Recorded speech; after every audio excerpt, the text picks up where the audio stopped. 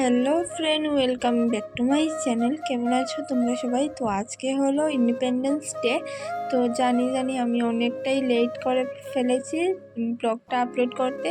তো কি করব, আমার শরীরটা খুবই খারাপ ছিল। এতদিন আমি আর কোনো ভিডিও ছাড়িনি। আমার দুটো চ্যানেল আছে, দুটো চ্যানেলে কোনো ভিডিও আসেনি, তো সরি।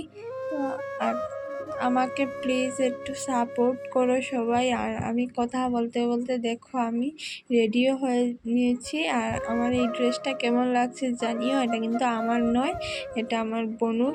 তো এটাই পরেছি ওর।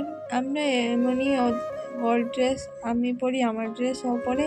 তো এইভাবেই আমরা পরি, তো আমাদের ভালোই লাগে। তো আমার রেডি হওয়া হয়ে গিয়েছে, আর এখন আমার বোনও এসেছে, ও রেডি হবে। তো ওকে আমি শাড়িটা পরিয়ে দেব। আর ওর শাড়িটা কিন্তু খুবই সুন্দর, ওর ছায়া, শাড়ি, ব্লাউজ পুরো সব কিছু আছে, আর খুবই ভালো লাগে। ওর ওর সব আছে, ওর শাড়ি দুটো আছে। তো ওকে আমি পরিয়ে দিচ্ছি, তো দেখতে থাকো।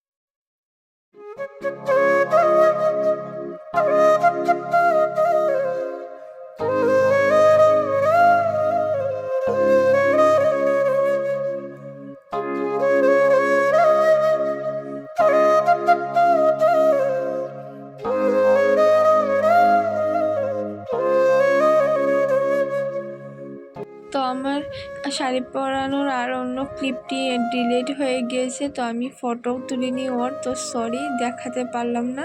তো ওকে খুবই ভালো লাগছিল। তো তারপর এখানে জাতীয় পতাকাটা তোলা হলো, আর আমি স্কুলে এসেছিলাম, আর এসে এখানে আইসক্রিম নিলাম। তো আমি স্কুল থেকে এখন চলে এসেছি, আর নিচে আমি দাঁড়িয়ে আছি।